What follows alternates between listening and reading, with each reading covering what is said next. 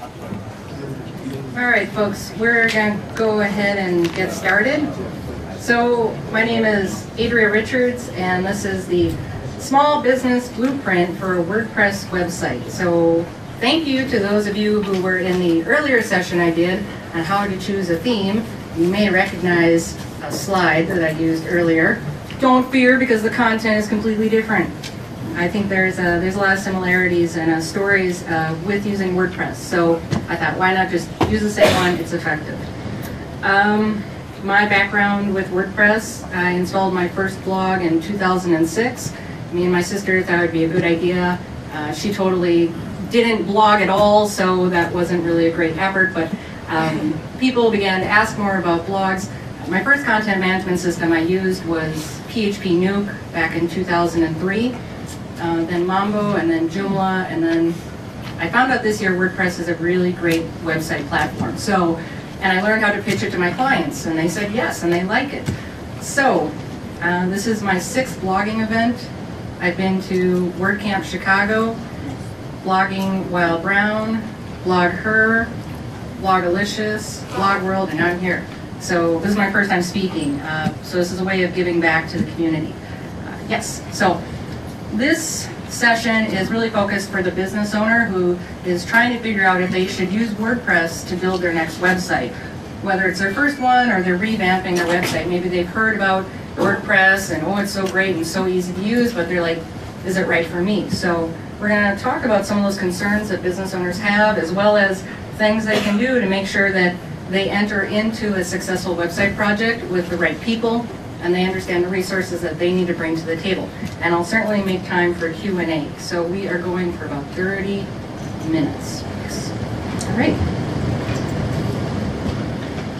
So people think if they have a strong desire for something and they put effort towards it, well, then that will make a great website. But that's not the case. People get stuck with all sorts of problems. There's delays, there's funding issues, there's miscommunication. All sorts of things happen where they have this picture in their mind of what the site was going to be, and it doesn't turn out the way, or it doesn't get finished, right? So also a lot of business owners are really gun shy when it comes to price. They're like, oh my God, this is going to cost thousands upon thousands of dollars. Am I ever going to be able to recoup that? And I know in the past what I've said to my customers and clients is, imagine if you paid a referral fee for something. Like one of the clients I talked to for a consultation, they did property management. So they charge approximately $1,800 per month per client to manage, let's say, an apartment building with 24 units in it, right? So I said, how much would you pay for a referral fee to get that, to get a client like that for a year? Would you pay 10%? Would you pay 20%? And I said, multiply that, by 10 or 20, and there's your budget for your website. So helping them understand how the website will easily, in most cases, get them more traffic, and then that's going to be their budget. So I think that helps for them to kind of shape it in. Also, a lot of these customers and clients who are turning towards WordPress, they're still doing a lot of things that are very ineffective. So if you can encourage them to stop sending out like paper newsletters, there's a lot of things that people do that are. So the bigger picture of website development is that it's simply a marketing tool and helping business owners understand that so they can look at the bigger picture, right? So time is another concern. Sometimes people are really rushed. They're like, I want to get this up before so-and-so. We're releasing something. So having a realistic timeline. I think most websites take at least 3 months, if not longer. It really depends on the complexity. One thing I like to say about WordPress is that it's modular. So you can start off with something and add on to it. It's not a big deal. It's not like if you have a partially finished house and then the roof isn't done and you're going to get water damage. Instead, you can start with something and then add on to it. So talk to his books about that. Another concern that comes up is maintenance. They may have no previous experience updating websites or writing content based on whatever their product or their service is. It just may not be something they do. So now I've been talking to my clients about getting a copywriter, because if you are just struggling to write content as a small business owner for your blog, well, maybe you should work with someone who writes copy for, as a professional career. It's not a bad thing to do, especially if it's going to draw a lot of traffic. I was talking with someone and they said every website built on WordPress should have at least 3 foundation articles where it addresses the interests and the focus of the visitors to the site. And speaking of that, I think there are 5 reasons people will visit a website. They have a problem and they're looking for a solution. So if your site can provide that, not directly through a product or service, but through information, they will find your site valuable. Now, they may not bookmark it the first time, but if they keep coming back and they're like, wow, this has a lot of good stuff here, then they may bookmark it. Of course, now we have social media, so maybe they'll retweet it. So there's a lot of value in providing knowledge without saying, well, but you have to always pay for it, or you have to do this, like, give me your email and you get a free ebook. Well, maybe that's not always going to be the most effective, right? It's really about building trust. So another reason people come to websites, they are researching something. They don't know what they want. So I see this as a big problem. Someone has a website and they're like, this is what I do. Like, let's say I'm a chiropractor, so I make people's backs not hurt. But someone may not know they need a chiropractor. They may have a different type of issue and they're like, well, I don't really need a chiropractor. But if the chiropractor talked about maybe alternative or holistic medicine, like yoga, for example. Someone may be searching for yoga, and then the chiropractor could say, you know, sometimes yoga just doesn't cut it. You need to see a chiropractor. So now the person's drawn into your product or service, they have more information, and then you contact you. They may actually be checking you out. So you have given them a business card. Someone has said, hey, you know, you should check out this person. So now you really need to shine. This is your first impression. That they come to your site and it doesn't look good, it doesn't look professional. They click on something and there's a broken link. It's hard to find your contact information. They are going to feel this frustration. And not being able to find stuff on a website that's related to usability. So usability is like a Mac.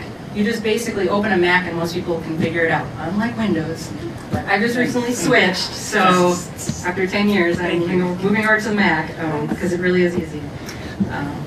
But your site should be easy. So with that, if someone comes for a first impression and they go, why did my friend tell me to come here? Because this site, this doesn't make any sense. There could be a lot of things.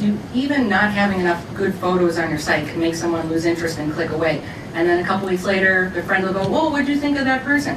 Yeah, I didn't really think much of their site. And that's their impression of you. So the other thing is entertainment. So everybody loves YouTube, right? It's the #2 search engine. So have something interesting or fun. Like I have this client, he's an accountant, and for some reason he really likes putting accounting jokes on his site. And I don't know why, and I don't think they're very funny, but he likes it. And so I'm like, let's get those accounting jokes up. And interesting enough, people are looking for accountant jokes in Google. Now I don't know if he's actually made any sales this way, but it makes him happy. So rather than me saying, oh no, that's not professional, I think it shows a lighter side of my client Joe. So it's like, fine. So if you can find a way to be entertaining or goofy and still be professional or still give good information, then go ahead and do it. Everybody's doing videos and goofy photos. There's fun stuff so that you can do. And then the last one is people come to a website because they're ready to buy. So you need to, if you are selling a product or service that can be delivered online, you need to have the checkout process be easy. And it should be secure, and it should be memorable in a way that it wasn't a problem. If they just are really frustrated with your checkout process, their order doesn't go through, that's going to look bad on you again. So if you are selling, make it really clear how to sell. What is the next step to buy from you? And make the request, the call for action that they should buy. All right, so time, maintenance, all right, so, and then platform. A lot of business owners, small business owners who are thinking about WordPress, they're not even sure if that's the right platform. They may go, well, why shouldn't I just go with Joomla? Or why can't I just use Dreamweaver? They don't know the difference at all, and they don't know the benefits. So it's up to you to show them. Give them a demo. If you are a small business owner and you're talking with some website designers or developers, say, give me a tour. Show me, not only show me some finished sites, but show me what the back end would look like. What would it look like if I was inside of this thing called WordPress, right? Because it's true, but people they're intimidated by technology. So we have to help them into it. So that's how I ended up buying a Mac. People kept telling me stories, and I kept seeing more PC people buy Macs, and finally I'm like, I need to make the plunge. So yeah, ROI, another concern. Is this ever going to pay off? Another thing you can do besides mentioning the referral fees is you can say, well, let's look at something else that you've invested a lot of money into and it really hasn't panned out for you. And often, like one of my clients, they were sending out these newsletters and I said, how much do those cost? It's 44 cents plus the printing fees, plus the time that their staff is putting in to create these things, which are really not effective. I pointed out, I said, you know, your email address isn't on these, your blog isn't on, I mean, there's just a lot of things are lacking. So try to see if you can help them find the money somewhere else in their business. So, over here, some questions that come up are, well, I want to integrate social media. One thing I talk to folks about is you need to have a strong website before you get into social media. Well, this is the best thing to do. Because if you're in social media, you're on Twitter, you're on LinkedIn, you're on Facebook, and then people come to your site and it's a letdown, you know, that it doesn't match up. You need to have kind of the same message, the same professionalism everywhere. So it's better to invest in your site where you can track the traffic with Google Analytics than to spend all this time on all these, you know, social networks tweeting and retweeting or whatever. So because when they come there, who here has ever been traveling and there's a nightclub and they're like, oh, there's a lot of fun going on inside, just come in, free admission, or it's a couple dollars. You get in, the place is empty, or it's like run down. Okay, I see a couple, okay, all right, that happened to us. We were down there working in North Carolina. We got in, it was not a good time, so we left. We had been tricked, so we were not happy. So another thing to consider with this whole WordPress thing is these people, these small business owners, and I know there's both here. I know we have designers, developers, we have people who already have WordPress websites, people who are thinking of getting WordPress websites, so I'm speaking to all of you. But this thing about updating and who's going to be in charge of it, it's huge. This happens all the time, whether it's a static website or it's a CMS. Who's going to update it? Oh, I am. Well, then that doesn't happen, and then the site starts getting old, or someone wants to shove off responsibilities on someone else, or not even on an employee. They pick an intern. You write the stuff for our company. So that should be decided ahead of time, right? And I tell people, as long as you at least do one blog post a month, that's good. As long as you have those 3 foundation articles which explain your business and, you know, the kind of the value in your vertical market. Logo development is another thing. It's something to think about. If you feel really strongly about your design or the colors, you need to tell the designer or the developer that up front and say, I really love this design, or, you know, whatever it is, I like the layout. And one of the things that every designer will ask you is, show me other sites that you like, because they want to know if you like the layout. Like, for example, with WordPress, it's very common to have 2 columns or 3 columns, where you have a sidebar with widgets, and then you have a data or content area. But of course, WordPress can really look like anything. And I pulled up some examples here from We Love WP. Yep, except it says WEP, so just ignore that. It's We Love WP, like WordPress. So talking about that, like what is this vision, right? And get that on paper. You can even just describe, when someone comes to my website, here's what they're going to be able to do. If you have a paragraph like that and you hand that off to a designer, that's a lot better than starting with how much does it cost. Yeah, yes, it's very frustrating. And I put here, remember, modular design. Okay, so now SEO, search engine optimization. So a lot of people are interested in WordPress because they're like, oh, it has great SEO. That means I'm going to get to the top of Google, #1 in Google, and everyone's going to find me. Well, sort of. So SEO, SEO is about being found for terms that are relative to your business, yes, but they can also be localized, so based on where you are and how do people find these things. You write about relative stuff. You know, I always encourage my clients to talk about their customers. Like, I helped someone, I'm from Minneapolis, so I always say, talk about your clients. Like, I have a pastry chef who works in a diner. Write that down and to talk about how you help him as as providing services. If you simply try to stuff keywords into content articles, it's going to look really obvious, and Google is not going to reward you. So just be organic about it. Use images. Images are a great way to have people come to your website and then stay, right? And when people come to your site and they stay, that's known as a site being sticky. So these are all things to consider before you approach the web designer or the developer. And yes, I'll talk about the difference between a designer and a developer now. So sometimes this is the same person. In most cases, it's not. In most cases, the people doing WordPress design are people who used to work in Photoshop and Dreamweaver. So they come from a visual background. They don't really have coding experience. Now, of course, there are people who do both, and there are developers who have become good at design. But so most people are visual, and in the last session I said they are like interior decorators. So you would not want them installing fixtures in your bathroom, because that's not what they do. But they can certainly pick out nice colors and tiles and things. So the developer is the person who really just, that's the muscle right there. So they make things happen on your site, whether that's a custom plugin, whether it's a specific layout or view. And like I said, this can be the same person. So part of your job as a small business owner or someone making a website or getting a website together is to determine all the people that you will need for this project before you get underway. Before you start getting quotes, before you start sending out requests for proposals, figure out what you have internally in your organization.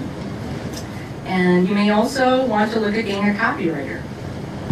It's just, it's something that will certainly help. A good thing to do is look at your competitors, and not just look in your city. Look outside of your state. Look at the East Coast. Look at the West Coast. Look at Chicago. What are companies in your vertical market doing with their websites? How does their blog look? Are people, leaving comments on their blog, and are they tweeting? Check out your competitors out of, sometimes people think they're, I'm here in this small city, a big city, these are my competitors. It's worldwide, and you can really learn a lot of things. I know I was setting up some technology packages, and I found a guy, Dave Hall, he's in Australia, and I came across his site, and he does Microsoft stuff, he does development, he does programming, and I had never seen that in the United States, where someone does Microsoft stuff, they do open source, they do programming. So I reached out to him and I said, I want to talk, could I interview you about how you have things set up, how you get your clients, and can you look at my website and give me feedback? And not everybody's going to say yes, but he did. And now 2 years later, I just asked him for help like a month or two ago. And he's great, he gives me feedback, and it's really nice to get that kind of mentoring. So whether it's mentoring or just researching your competitors, doing your homework is very essential. Because if you just go, like if you go to a restaurant and you go, should I eat here? Of course they're going to say yes. And that's what happens when you go and say, could you build a WordPress site for me? They're going to say yes. No one's really going to go, well, I don't think I'm the right person. Well, maybe. But usually they're going to say yes. So a contract is really important. I was talking with folks about this in the lunch line. A contract establishes expectations, boundaries, and clauses in case things don't work out. So it protects both sides. And so things I put into my contract include communication, like that people should respond within 2 days. If I send an email, I want a 2-day reply. If someone in line was talking about, oh, this person hasn't given content and it's been weeks now, you can have a clause in there. If someone doesn't give you content, then you have a right to end the project or request payment in full based on whatever your payment terms are. Because it's not good for a project to stall. You can't take on new work. References are huge. You get those references and you call them and you ask, hey, how was it setting up your website? Did you use WordPress before this? Those types of things. And everybody should give references before the contracts are signed. And then training is another thing too. You should look at, are you going to be able to learn just by getting, a couple hours of hands-on? Can you read a book? Can you go to the WordPress forums? It really depends on how technical you are. 3 parts of the website to consider. Everybody focuses on the design. Yes, that's an important thing, but there's also the content, which is how Google finds you, and then there's the functionality. So if you want people to, the big thing now is that people can leave comments on WordPress sites, with Facebook, and there's intense debate, and there's Discuss, so there's all these different commenting systems. You want to plan that out ahead of time before you get to the end. So. Yes, and that is it. And I will be I'll be tweeting out a checklist. So these are all the results of a great WordPress website. I'll be tweeting out the checklist as well that business owners can use in terms of what they need to get together before they approach even that first designer. So if you have a great WordPress website and you follow these things, you'll have, of course, sales. Everybody wants that, right? No matter what sales means to you, product or services. More people signing up for a newsletter, increased traffic, healthy SEO, qualified leads, improved brand awareness, which that can be great in itself. Ad space, it's sold out. Media inquiries, based on your business. If you're an author and you're trying to get speaking gigs, there you go. Business partnerships, larger contracts, and then mentions on other blogs, because there are a lot of different vertical markets out there. So it's really a good idea to plan ahead, invest in this research. So with that, I'll go ahead and do Q&A for folks. 3 foundational articles you mentioned. You have some models that we can look at. How do I find them on the website? How do I know that they're foundational? That's a good question. Good question. A foundational article is, I'm trying to think of an example here. I was looking at radiator covers. So they have these wooden covers you can put over your radiators so they don't look so like radiators.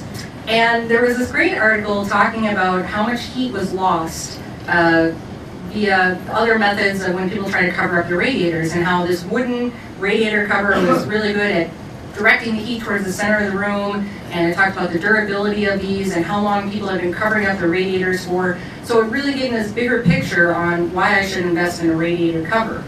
So that's like a foundational article where you explain your product or service as if someone has never experienced it before. We could talk about puppies, for example. So like if there's a certain breed of dog, of course there's stuff on the AKC website, but maybe you could talk about your specific lineage of dogs and why they're unique. You are introducing people to your product or service without directly selling. It's informational. And so having 3 different articles like that, or my client who is a car mechanic, this just happened the other day. I have my own mechanic, but he doesn't answer the phone always. So I drove home and my coolant all started leaking out, just green torrent of, and I'm like, oh my God, what's wrong? So I called my client because I had just seen them, and I said, what should I do? And the guy said, well, maybe, a hose broke, or maybe you didn't screw the cap on when you topped off your coolant. And I said, well, I'll go check that. And sure enough, I had not screwed it on, and that was, I'd done like a 15-mile trip that day, and I'm like, wow, I mean, I could have, really been worried that there was something wrong. They answered the phone, and now they're going to blog about that. Because someone else is probably going to go, why is my coolant leaking out? Now, even if that person isn't in that state, they're going to have this positive reference point that they just received value from the site. Now, if my client continues to do that, and that's one of our strategies, they're going to be documenting all of these different mechanical car problems that occur. Also, they get in a lot of like sweet older cars that people bring in for maintenance, so they're going to take photos of those as well. But they're going to eventually create this following of people who just come to check their blog, even if they're not in the state, because they have cool stuff going on. And eventually someone's going to go, oh, my sister lives there. You should go see this company because they, they're good. They know what they're talking about. So you talked about, WordPress being valuable as a modular site. WordPress is also developed and develops year to year. When I started my WordPress site, it was a very sort of bloggish platform. Now it's much more of a developed CMS. Mm-hmm. And I'd like to move it to more of a brochure site. For sure.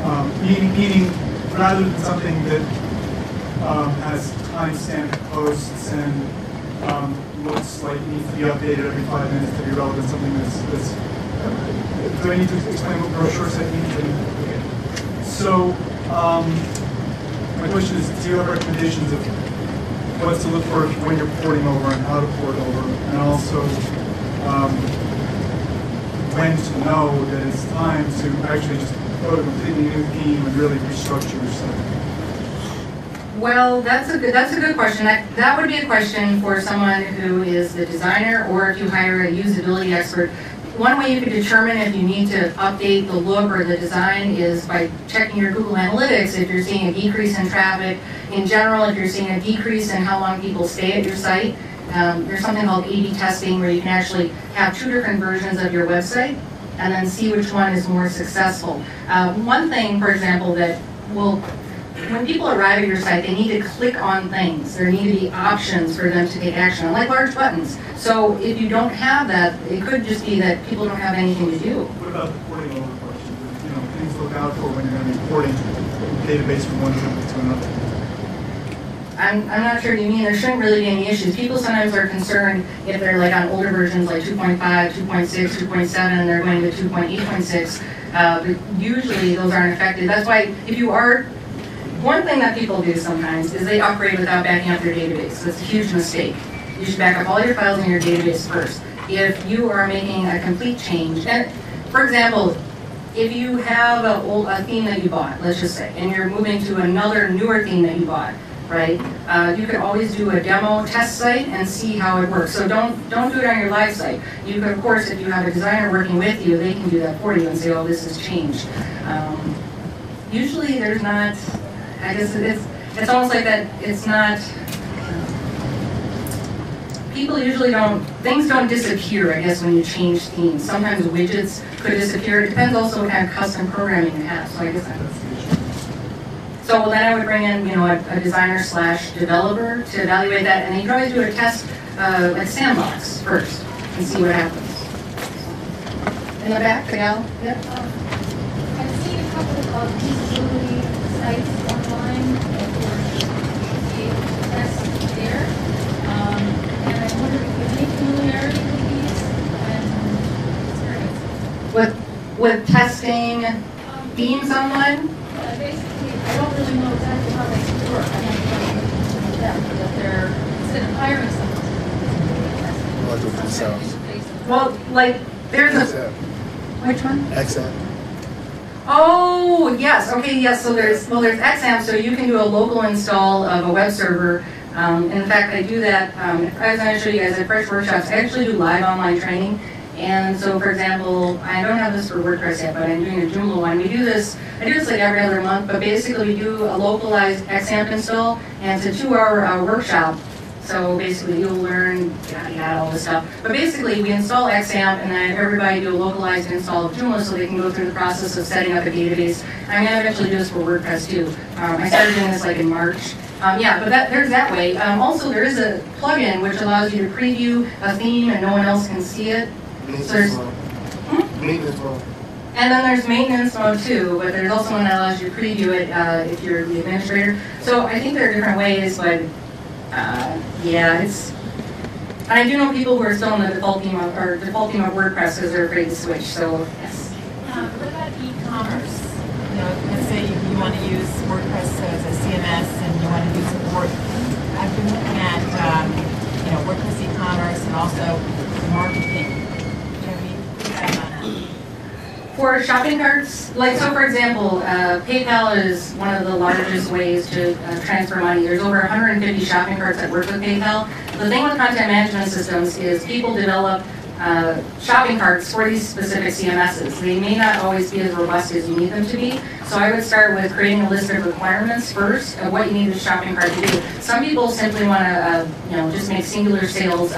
Some people want to deliver an electronic product. Other people, you need a full-fledged shopping cart because you want to update people on the status, right? You want to send out notifications. Some people don't need that. So, there's also hosted solutions as well, where you just, you would send someone to another site. Usually you would attach it to a subdomain. So yeah, there's WP e-commerce, but it really depends on what you need it to do first. WD? Oh, no, the WP e-commerce, the one that Dan's here for that. So start with a list of requirements, the functionality that you need first, and then take a look and look outside of the ones for WordPress, because there's a lot of robust shopping carts out there. Did you name a couple? No. I really, unless I really love something, I usually don't do any names. Instead, I just try to deliver like best practices for what people should. Okay, you. Oh, we love WP.com. Yes.